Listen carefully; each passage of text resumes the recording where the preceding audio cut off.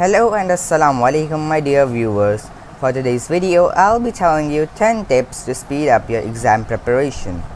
Now in this pandemic season, I know that many people have difficulty in studying for exams because firstly there were online lessons and we were not able to study properly in them. And secondly, there is a lot of exams which put up a lot of stress on our heads. And we need to find some ways in which we can make our exam preparation easier and speedy. So today I'll be telling you 10 tips to speed up your preparation. Now let's start with it. But before we start with the video, first hit the like button, subscribe to my channel and also share this video to your family and friends. Now let's get on to the video. Now the first tip is that first you need to identify your learning style and study accordingly. Now most people will think that the only thing they need to do is read their notes and just that's it. But not actually that. You need to understand the things, and for understanding you need to first identify your learning style. There are 3 learning styles: visual, auditory and kinesthetic. Visual learners learn by seeing things, like visualizing them. Seeing pictures, diagrams, flashcards and those kinds of things help visual learners to study things easily. Auditory learners learn by hearing things. They learn by listening to things like audiobooks, like lectures. So basically what you can do is you can record your notes and then you can just listen to them again and again. That will help. And kinesthetic people learn by doing or touching things. They are better at practical things, like in science there is practical experimentation. So you can learn things by doing experiments and understanding them by recording your results. I have also put a link for the learning style test in the description below. Now the second tip is that you need to study different subjects in a single day. Just don't focus on one subject in a single day, because if you study just one subject every day, that will increase the possibility that you will mix up or confuse similar terms in the same subject. So say if you're studying about science and you're studying about reflection and refraction, so first you should study one of the topics first, because you can mix them up because they are very confusing. Both of them have similar pronunciations. So you should study like the first half of science in the first half of the day and another subject in the second half of the day. Because if you study multiple subjects, that will help you memorize what you have learned and understand what you have learned. Now the third tip is that you need to clear away all kind of distractions, social media, clutter, all kinds of unnecessary books, games and all that kind of stuff from your working area. Because if you have unnecessary things, especially social media, because that is very addictive. Social media can make you distracting and that will not keep you to study. You will get distracted and you will not want to study and you will keep checking your phone or other things that you have on your table. So you should not keep this kind of stuff to prevent distractions. You should study in a quiet room to prevent anyone from coming in or going out and disturbing you. So you should keep a solitary room and study all by yourself. Now the fourth tip is that you need to create a timetable or to-do list to organize your work, because they are very powerful tools and they help you organize your work. They will help you keep track of the remaining preparation that you have left and you will be able to change your schedule accordingly.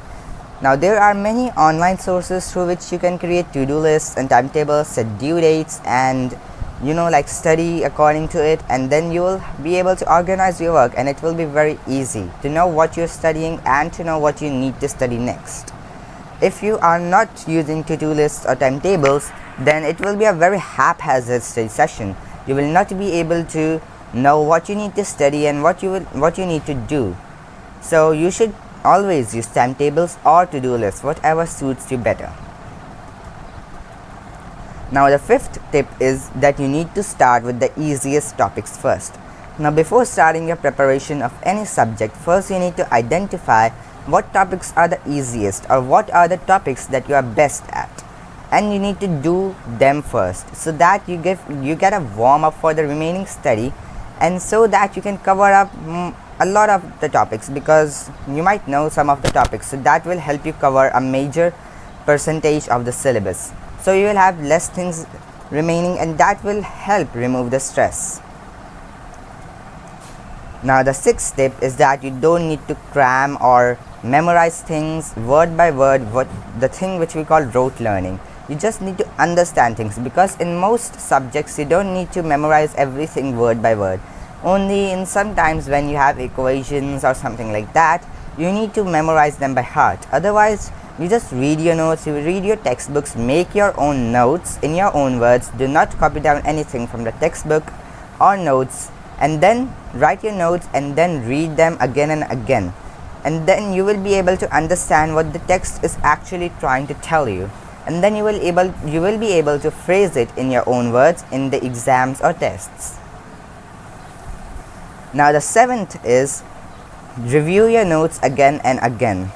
Now there is an English proverb, practice makes man perfect. You need to implement that in your exam preparation, and it is very important, because if you study just something only once, that will not make you remember that thing. You will have to study it again and again to memorize it or to understand it. So you should revise them again and again on regular intervals. You should make up a schedule on when you need to revise the notes on a regular basis, because if you don't revise the notes, you might forget them. Okay, now the next tip is you need to test yourself. This is the most important tip, and I always follow this for my exam preparation. So you need to use this tip always. After you have learned your notes or read them, you have understood the notes, you are confident that you are ready for your exam, you should not be too overconfident, and you should give yourself a test. You should make questions from your own notes, or let someone else make questions for them if they know about your subject content. And then you should answer those questions, and after that check them with your notes. But remember that you should not be biased during the checking. You should not think that I've written this correct and it is not wrong, even if it is not in your notes. You should check it according to your notes. And if you have written in your own words, that is not something wrong. You just need to have the same point. Plus, testing yourself will help you reinforce your concepts, and you will know what you have to write in the exam if a similar question pops up. The next step is take regular breaks from studies. Now many people think that studying hours at end is very helpful, but actually it's not scientifically. Now when you study for a very long time, your brain gets tired and you're not able to retain the information that you study. So you should take 10-minute breaks or 15-minute breaks every 40 to 45 minutes. So say if you study 1 hour, out of that 1 hour, you should have a 15-minute break and you should study for 45 minutes. So that will help you relax your brain and be refreshed for the next study session. Now, during that break, you should not use any kind of devices or any kind of disturbing items that will be constantly going on in your mind. You should relax. You should just close your eyes for some time, or you can go out for a walk, for jogging. You can just do stretching, or just relax your mind. That's all you need to do during this break. Now the last tip is that you need to keep care of your health. That is very important. You should not stress yourself too much. You should stay hydrated, which you know that you should drink 8 to 10 glasses of water a day. You should do exercise every day, and you should eat healthy foods, especially those foods which help you boost your brain, such as fish and nuts, because those are high in omega-3 fatty acids, and that will help you boost your memory. If you take care of your health, you will be able to study peacefully, and you will not have any problems in your body that will distract you from studying. If you fall ill during preparation, you will lose a lot of precious time in which you could have studied. So you should always be prepared, and you should always take care of your health. Now that is all the 10 tips that I wanted to tell you, and I hope you will be able to implement them in your exam preparation. Thank you for watching, and see you in the next video.